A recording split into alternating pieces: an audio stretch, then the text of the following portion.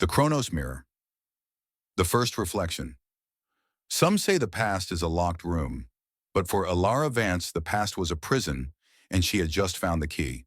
What if the person you love most was living in a reflection, trapped by a curse you unknowingly helped create? This is the story of a hidden love that demanded a terrifying price. Stay until the very end, because your perspective on this curse might be the key to breaking it. New Orleans, 1928. The Blackwood Manor, a place of crumbling opulence and suffocating decay. Elara Vance, a historian with deep, cautious eyes, had inherited it, along with her family's centuries-old reputation for tragedy. Her mission was to catalog the forgotten artifacts before the bank foreclosed, but she knew deep down she was there to confront the unforgivable. Deep within the manor's foundation, behind a reinforced oak door her father insisted was never to be opened, she found it, the anchor of the Vance legacy. As she struggled to pull away the thick black canvas, the Chronos Mirror was revealed. Its dark, ornate frame was intricately carved with intertwining serpents biting their own tails, the ominous Ouroboros. The glass was smoky, cold, and unnervingly reflective. Elara gasped, whispering in captivated terror. A mirror that didn't just reflect the present, but held the very past captive. As Elara watched, a pale, heartbreakingly sad reflection of a woman briefly overlaid her own image. This was Lydia, the mirror's first victim, now a spectral sentinel.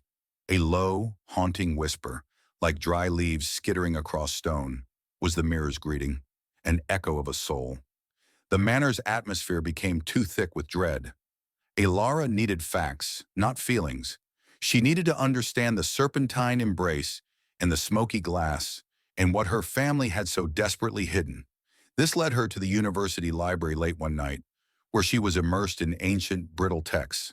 This was the only place she could risk meeting Julian Serrano. He approached her table, impeccably dressed, handsome, and carrying an air of silent, dangerous intensity. He was everything her family feared: charismatic, brilliant, and a Serrano. The Vance and Serrano families were centuries-old rivals, locked in a bitter, unspoken feud over properties, power, and dark rumors. Their secret meetings were an act of dangerous defiance. "Still chasing ghosts, Miss Vance?"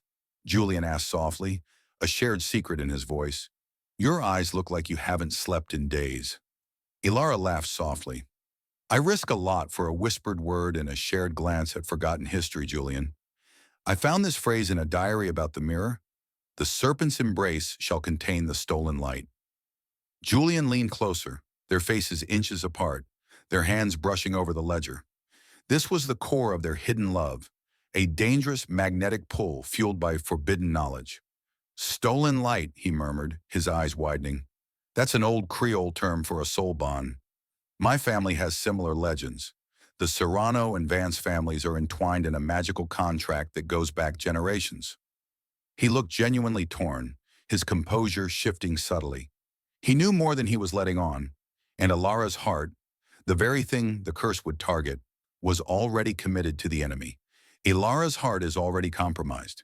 If you were Elara, would you trust Julian with this ancient secret, or would you follow your family's warnings? Click the like button if you think Julian is hiding something, and comment below if you think his love is genuine.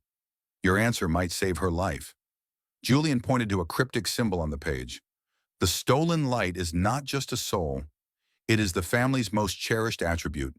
In your ancestors' time, it was their hidden love. The mirror doesn't just trap souls, it steals what makes the family strong. Elara was shaken. If she kept using it, Julian warned her, it would take everything. The Chronos Mirror was moved from the basement to the library, a fatal mistake, for it thrived on proximity, and Elara was the perfect host. One night, as the full moon shone, Elara sat before the glass.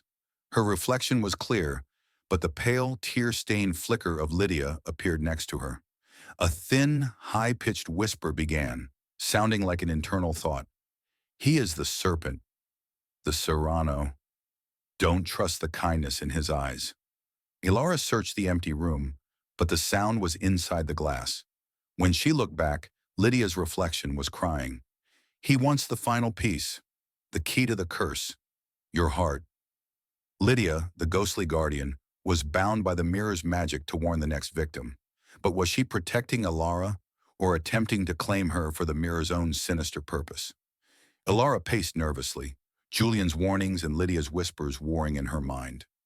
If the families were meant to be bound, then perhaps the curse was the true separation. Perhaps the forbidden love was the cure. This was her pivotal moment: isolation and safety, or a dangerous leap of faith. Suddenly, Julian burst into the library, his usual composure shattered by panic. Elara! The mirror! You must get rid of it. I found a translation that changes everything. Elara looked at him coldly. Lydia has already warned me about you, Julian. The Serrano line started this. Julian pleaded, stepping closer, grabbing her hand. Yes, my ancestor placed the curse, but not for revenge. He did it to save his love, a Vance woman, from a deeper, older darkness in your family. He locked her love in the mirror to keep her soul from being completely consumed. The son sus gozetim laneti. Laneti einen Candace Hopsetter. But that requires the voluntary and mutual sacrifice of both families. You and me. Our love must be that sacrifice. Tears welled in Elara's eyes, but a new resolve hardened her gaze. What should be the sacrifice? She asked. The curse requires the intention of the most powerful attribute. Julian explained, desperation in his voice. Your family's greatest strength is their pure heart. My family's is our unwavering will. We must give the mirror the intention to sacrifice our love. Only then will the mirror be satiated and turn on itself. The two stood before the mirror, hands joined, palm to palm. Lydia's spectral image was now clearly visible, shrieking, "Don't give it your heart!" It's a trick. Ignoring the spirit, Elara looked only at Julian. I'm ready, she said. Julian began chanting the ancient Creole incantation.